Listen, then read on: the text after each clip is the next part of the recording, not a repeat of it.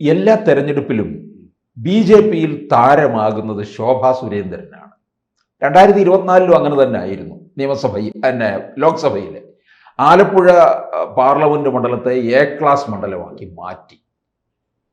ഇനിയിപ്പോൾ 26 നിയമസഭാ തെരഞ്ഞെടുപ്പിൽ ശോഭാ സുരേന്ദ്രൻ എവിടെ മത്സരിക്കുമെന്നുള്ളതാണ് എല്ലാവരും കാത്തിരിക്കുന്നത്. എവിടെ ചെന്നാലും അവിടെ എല്ലാം ഇളക്കി മറിച്ച് വലിയ ഒരു വോട്ട് വിഹിതം സമാഹരിക്കുകയും ചെയ്യും. ആലപ്പുഴയെ നമുക്കറിയാം 2,99,000-ത്തിലധികം, 3 ലക്ഷം. ആറ്റിങ്ങലിൽ 2,48,000 ഇങ്ങനെ കൊണ്ടുവരികയാണ് ചെയ്യുന്നത്. പക്ഷേ ശോഭാ സുരേന്ദ്രൻ നിയമസഭയിലോ ലോക്സഭയിലോ എത്തുന്നുമില്ല. അപ്പം ഇക്കുറി എന്തായിരിക്കും? പിന്നെ സാറേ, ഈ ശോഭാ സുരേന്ദ്രൻ ഇങ്ങനെ മണ്ഡലങ്ങളിൽ നിന്ന് മണ്ഡലങ്ങളിലേക്ക് മാറി സഞ്ചരിക്കുമ്പോൾ അതിന്മേൽ എനിക്ക് പറയാനുള്ള അഭിപ്രായം എന്ന് പറയുന്നത്, കേരളത്തിൽ ഏറ്റവും കൂടുതൽ നിയമസഭാ മണ്ഡലങ്ങളിൽ മത്സരിച്ചതിൻ്റെ മത്സരിച്ചത് MV രാഘവനായിരുന്നു. ഏറ്റവും കൂടുതൽ മണ്ഡലങ്ങളിൽ മത്സരിച്ചത്. ഇപ്പോൾ എനിക്കൊന്ന് പിണറായി വിജയൻ പോലും ഇതിനുള്ള ധൈര്യം കാണിക്കില്ല. അപ്പോൾ ഈ കണ്ണൂർ ഇവിടെ നിന്ന് മത്സരിച്ച് നോക്കട്ടെ, നിങ്ങളുടെ നേതാവ് എന്ന് പറയുമ്പോൾ MV രാഘവൻ ഏറ്റവും കൂടുതൽ മണ്ഡലങ്ങളിൽ മത്സരിച്ചു. ഏറ്റവും കൂടുതൽ നിയമസഭാ മണ്ഡലങ്ങളിൽ തെരഞ്ഞെടുപ്പുകളിൽ നിന്ന ഒരു മനുഷ്യൻ, ആ ഒരു ചരിത്രം, അവാർഡ് അദ്ദേഹത്തിന്റെ പേരിലാണ്. തിരുവനന്തപുരം സെൻട്രലിൽ നിന്നിട്ടുണ്ട്. അദ്ദേഹം തിരുവനന്തപുരം സെൻട്രൽ അല്ല, വെസ്റ്റ്, പഴയ വെസ്റ്റാണ്. പഴയ ഡീലിമിറ്റേഷന് ശേഷം വന്ന വെസ്റ്റാണ്. അപ്പോൾ ആറന്മുളയിൽ മത്സരിച്ചിട്ടുണ്ട്. ആറന്മുള മത്സരിക്കുന്നു പറയുന്നത് കടമ്പനിട്ടെ തോപ്പിച്ചു. കടമ്പനിട്ട അത് സംഭവിച്ചെന്ന് പറയുന്നത് പിന്നെ അത് കണ്ണൂരിന് പുറത്തേക്ക് മാറി കേരളത്തിലുടനീളം സഞ്ചരിക്കുകയും പാർട്ടി വളർത്താനുള്ള ഒരു ദൗത്യം എന്നുള്ള പേരിലും സ്വന്തം നിലനിൽപ്പിന്റെ പേരിൽ പോലും അദ്ദേഹം പോയി. സ്വന്തം നിലനിൽപ്പിച്ചാൽ അദ്ദേഹം പാർട്ടിയിൽ നിന്ന് പുറത്താക്കപ്പെട്ടതിന് ശേഷം അദ്ദേഹം ആറന്മുളയിലേക്ക് വരും. അപ്പോൾ അന്ന് പ്രസ്റ്റീജാണ്.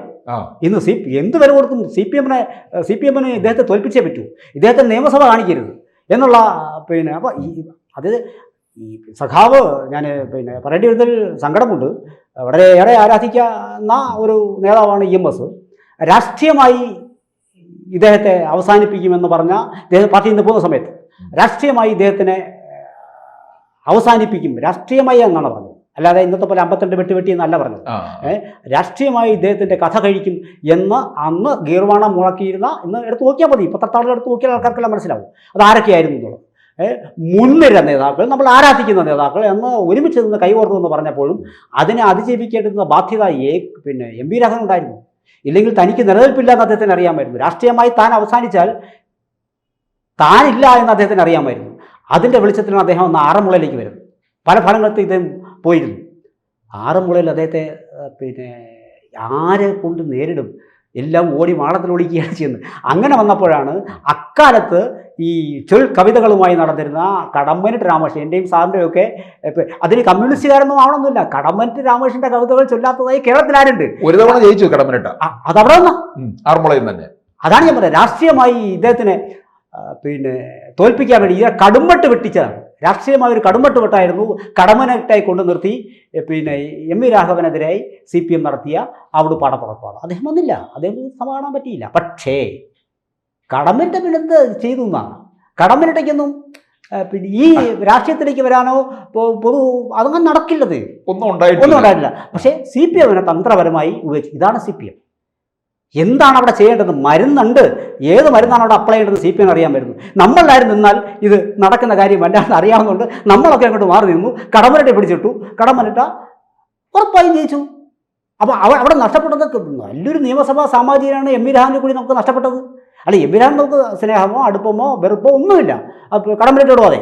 പക്ഷെ കവിതകളിൽ കൂടി മനുഷ്യൻ്റെ മനസ്സിൽ ചേക്കേറിയിരുന്ന കടമ്പനിട്ടെ വളരെ തന്ത്രപരമായി CPM ഉപയോഗിക്കുകയും അദ്ദേഹത്തിനെതിരെ കടുംവെട്ട് 52 വെട്ട് ഒന്നുമില്ല, ഒറ്റ വെട്ട്, രാഷ്ട്രീയം ഒരൊറ്റ വെട്ട്, കടുംവെട്ട് വെട്ടി ഇദ്ദേഹത്തെ. അപ്പോൾ അങ്ങനെ ഞാൻ പറഞ്ഞു വരുന്നത്, ആ ഒരു ഏറ്റവും കൂടുതൽ മണ്ഡലങ്ങളിൽ കേരളത്തിലുടനീളം നടന്ന് മത്സരിച്ച ഒരാളെന്നുള്ള മട്ടിലെ CPM-ൻ്റെ MV രാഘവൻ, അദ്ദേഹത്തിന് ശേഷം മറ്റൊരാളെ ഏതെങ്കിലും പാർട്ടിയിൽ നിന്ന് ഇങ്ങനെ ആൻ്റണി മത്സരിച്ചിട്ടുണ്ട്, കാര്യസാധ്യത്തിനുണ്ട്. ഇദ്ദേഹം ലീഗ് എം 10 ദിവസം കഴിഞ്ഞിട്ട് രാജിവെച്ച് ഇദ്ദേഹം അവിടെ പോയി, മലബാറിൽ പോയി, ഇവിടെ വന്നിട്ടുണ്ട്. ആൻ്റണി അങ്ങനെ വന്നിട്ടുണ്ട്. ആൻ്റണിക്ക് എവിടെ വന്നാലും അങ്ങനെ ജയിക്കാണ്ടാ പോകുന്നത്, അത് വേറൊരു സാഹചര്യത്തിലാണ്. അതിനുശേഷം പാർട്ടിയുടെ ബേസ് ശക്തിപ്പെടുത്തുന്നതിന് വേണ്ടി, ഇൻഡയറക്റ്റ്ലി ശക്തിപ്പെടുത്തുന്നതിന് വേണ്ടി, വോട്ട് സമാഹരിക്കുന്നതിന് വേണ്ടി, എ ക്ലാസ് മണ്ഡലം എന്നുള്ള തരത്തിൽ സി ക്ലാസ്സിനെ ഉയർത്തുന്നതിൻ്റെ വേണ്ടി ശോഭാ സുരേന്ദ്രനെ BJP വളരെ സമർത്ഥമായി ഉപയോഗിച്ചു എന്നുള്ളതാണ്.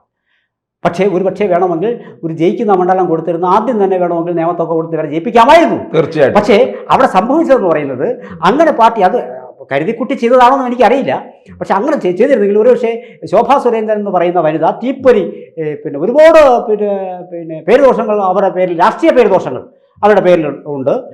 രാഷ്ട്രീയമായി ഒരുപാട് അപഖ്യാതികൾ അവരെക്കുറിച്ച് പറയുന്നുണ്ട്. പക്ഷെ അതിൽ നമുക്ക് അതിനകത്ത് ഒരു ഇടപാടുമില്ല. അതൊക്കെ പറയുന്നവർ പറയട്ടെ, തെളിയിക്കേണ്ടവർ തെളിയിക്കട്ടെ, അതൊക്കെ ചെയ്യട്ടെ, അതൊന്നും നമ്മുടെ വിഷയമല്ല. പക്ഷേ നിയമത്ത് മാത്രമായി അവർ ഒതുങ്ങിയിരുന്നെങ്കിൽ നിയമം ശക്തപ്പെടുമായിരിക്കും. പക്ഷേ കേരളത്തിലെ ആലപ്പുഴയും ഇവർ നിന്ന പല മണ്ഡലങ്ങളും ശക്തിപ്പെടില്ല. ചുരുക്കത്തിൽ പറഞ്ഞാൽ ഈ ഒരു പൊളിറ്റിക്കൽ ഫിഗറിനെ ഉപയോഗിക്കേണ്ടത് എങ്ങനെയാണ്? ഒരു മണ്ഡലത്തിൽ നിന്ന് അല്ല, ഒരു 11 പേരടങ്ങുന്ന ഒരു ഫുട്ബോൾ ടീമിൽ ഈ അതിനകത്ത് ഒരു പ്ലെയർ ഉണ്ടാവും, എല്ലാ പൊസിഷനിലേക്കും ശ്രദ്ധ പതിപ്പിക്കുകയും പ്ലേ മേക്കറാണത്. ആ കക്ഷി പ്ലേ മേക്കറാണ്. അങ്ങനെ ഒരു പ്ലേ മേക്കറാണ് വാസ്തവത്തിൽ. ഒരു മണ്ഡലത്തിൽ മാത്രമല്ല, ഞാനൊരു ലെഫ്റ്റ് ഫോർവേഡോ ബാക്ക് വിങ്ങോ ഒന്നുമല്ല, ഇവരൊരു പ്ലേ മേക്കറാണ്.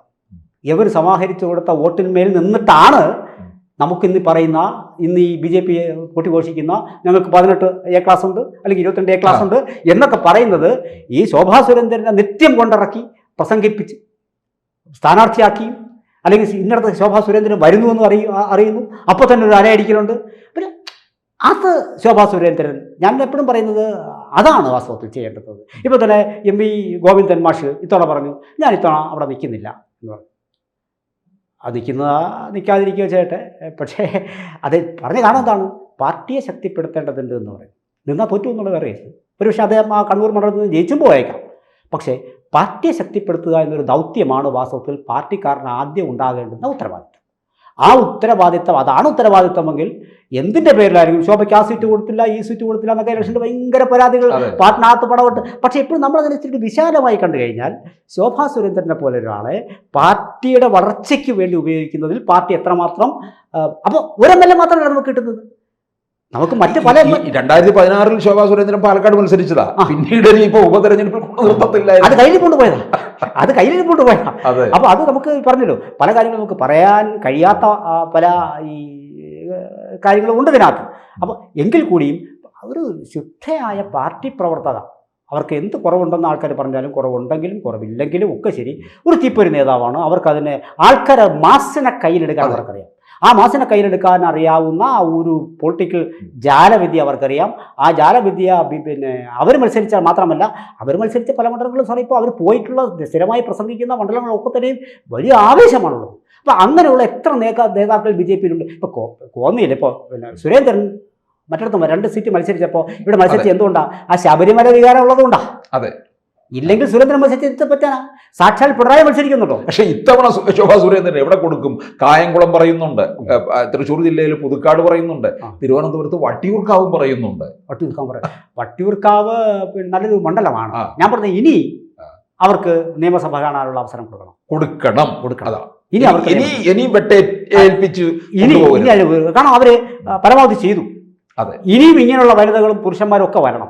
പക്ഷേ ഈ നമ്മൾ ഇനിയെങ്കിലും ഒരു തവണ അവർക്ക്, കാരണം നിയമസഭയിൽ എങ്ങനെ പറയും, CPMനെ കോൺഗ്രസ്സിന് എത്രത്തോളം ബുദ്ധിമുട്ടുണ്ടാക്കും എന്ന് അത് നാളെ വോട്ട് സമാഹരിക്കുന്നതിൽ BJP സഹായിക്കും. നമുക്കിപ്പോൾ സ്വതന്ത്രനായി നിന്നുകൊണ്ട് 1 മിനിറ്റ് കിട്ടുമ്പോൾ സഭയിൽ എന്ത് പ്രസംഗിക്കാനാണ്? ഒന്നും ഉണ്ടാവില്ല. ഒരു അംഗീകൃത രാഷ്ട്രീയ പാർട്ടിയുടെ പ്രവർത്തകയായി നിന്ന് മത്സരിച്ച് അവിടെ വന്നതിന് ശേഷം അവരുടെ തീപ്പൊരി പ്രസംഗം ഇനി നിയമസഭയിൽ മുഴങ്ങണമെന്നും, അത് BJP ആയിക്കോട്ടെ, CPM ആയിക്കോട്ടെ, കോൺഗ്രസ് ആയിക്കോട്ടെ, ഏത് മുന്നണി ആയിക്കോട്ടെ, ഇത്തരത്തിലുള്ളൊരു കാലിബറുള്ള അയാളെ നിയമസഭയിൽ എത്തിപ്പെടണം. നിയമസഭയിൽ ആ ഒരു ശബ്ദം മുഴങ്ങുമ്പോഴാണ് ആ മുഴക്കം താഴെത്തട്ടിലേക്ക് വരുന്നതും ആൾക്കാർക്കൊരു ഉണർവുണ്ടാവുന്നതും ആ ഉത്തേജനമാണ് നാളെ വോട്ടായി മാറുന്നതും. ഈ പ്രവർത്തകർ പോലും സജ്ജീകരിക്കപ്പെടുന്നത് അങ്ങനെയാണ്. അപ്പോൾ അത്തരത്തിൽ ഇനി ശോഭാ സുരേന്ദ്രൻ വാസ്തവത്തിൽ ബേസായിട്ടുള്ള കാര്യങ്ങളൊക്കെ അവർ ചെയ്തു കഴിഞ്ഞു. ഇനി അവരെ നിർത്തി തോൽപ്പിക്കാൻ ശ്രമിക്കരുത്. നിർത്തി തോൽപ്പിച്ചെങ്കിലും പാർട്ടിക്ക് വിജയമായിരുന്നു. അവിടെ എത്ര ശതമാനത്താണ് സാറേ കയറി വന്നത്? 10-20% കയറി വന്നത് ഇവരെ പോലുള്ള ആൾക്കാർ ശ്രമിച്ചിട്ടല്ലേ. അപ്പോൾ ഇനി അവർ ഈ ദൗത്യം മറ്റുള്ളവരെ ഏറ്റെടുക്കണം. ഇനി അവരുടെ ഒച്ച മുഴങ്ങേണ്ടത് നിയമസഭയ്ക്കാണ്. നിയമസഭയിൽ വരണം. ആ നിയമസഭയിലെ ഒച്ച വേണം പാർട്ടി അണികളിലേക്ക് എത്താൻ. ഇപ്പോൾ വിശേഷിച്ചും തിരുവനന്തപുരം പിടിച്ചിരിക്കുന്ന സാഹചര്യത്തിൽ മോദിജി വന്നിരിക്കുന്നു. പറഞ്ഞതുപോലെ ഈ സാന്ദർഭികമായ കാര്യങ്ങൾ ഓർത്തോട്ടെ. തിരുവനന്തപുരം നമ്മൾ ഈ തരൂരുജി പറഞ്ഞതുപോലെ ഇരട്ട നഗരമാക്കും സ്പെയിൻ, ബാഴ്സലോണ. നമ്മളൊക്കെ ഇത് കേട്ട് നമ്മളൊക്കെ എത്രയോ. അപ്പം അതൊന്നും ആരെക്കൊണ്ടൊന്നും നടന്നില്ല. പക്ഷേ ഈ ഏറ്റവും ഒടുവിൽ ഞാൻ ഒരിക്കലും തിരുവനന്തപുരത്തിന് വേണ്ടിയുള്ളൊരു പാക്കേജ് ഒന്നും ഒരിക്കലും ഞാൻ അതിനെ പറയില്ല. കേരളത്തിന് മൊത്തമായിട്ടുള്ളൊരു പാക്കേജ് തിരുവനന്തപുരം വഴി പൊതിഞ്ഞു നൽകുന്നു എന്നേ ഞാൻ പറയുള്ളൂ. തിരുവനന്തപുരം വഴി പൊതിഞ്ഞു നൽകുകയാണ് ഈ പാക്കേജ്. അത് പ്രധാനമന്ത്രിയുടെ ഓഫീസ് ഇടപെട്ട് നമുക്ക് ഒരുപാട് പ്രശ്നങ്ങളുണ്ട് തിരുവനന്തപുരം, ഒരുപാട് പ്രശ്നങ്ങളുണ്ട്. അത് പരിഹാരമായാൽ മറ്റൊരു തിരുവനന്തപുരം ആകാൻ കൊതിക്കുന്ന കോർപ്പറേഷനുകളും നഗരപ്രാന്തങ്ങളും കേരളത്തിലുണ്ട്. അത് കട്ടിക്കൊടുക്കുന്നതിലാണ് കഴിവ്. ഒരുപറ്റം ആൾക്കാർ അതിനുവേണ്ടി സജ്ജരാക്കപ്പെട്ട് കഴിഞ്ഞു. മോശപ്പെട്ട രീതിയിലല്ല, വളരെ ഭംഗിയായിട്ട് സമർത്ഥമായി ഇലക്ഷൻ പ്ലാനിങ്ങിന് കഴിവുള്ള ആൾക്കാരാണ് മുകളിലുള്ളത്. നമ്മളെപ്പോലെ എന്നെപ്പോലെയൊന്നും അല്ല, വളരെ കഴിവുള്ള ആൾക്കാർ, അവർക്ക് ഫാർ സൈറ്റ് ഉണ്ട്, അത് അവർ ചെയ്യുന്നുണ്ടാകും. അങ്ങനെയെങ്കിൽ BJPക്ക് വരുന്ന ആളുകളിൽ 31 അല്ലെങ്കിൽ കൂടിയും ഒരു സാധ്യത നമ്മൾ കാണുന്നുണ്ട്.